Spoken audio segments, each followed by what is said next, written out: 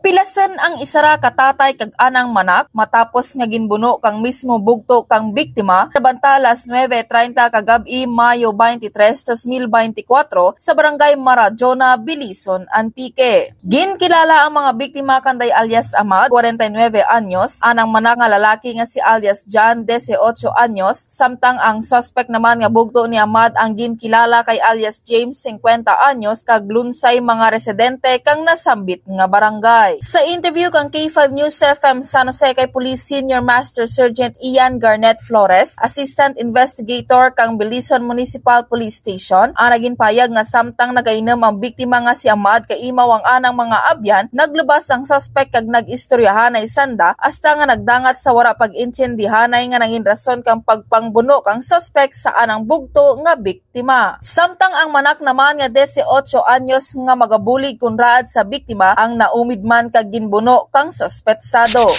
Sa atin nga pamukutanan to kapag imbestigar, bali kabii nagainom-inom dia ang victim nga si Amad kay mao na mga mga barkada na.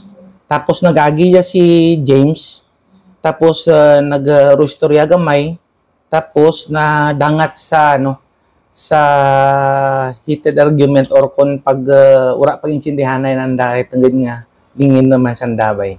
Ang suspect natin sir, lingin man sir? Nakainom man ang suspect natin. Pero before na mag-adto sir sa may imaw ka nga ng bugto to sir, nakainom man dahil tana or dito ng tana man sa nalingin? Nakainom tartana before pa tartana, tapos hagad ng tartana nga nag-restorya kang mga barkada naman kang victim.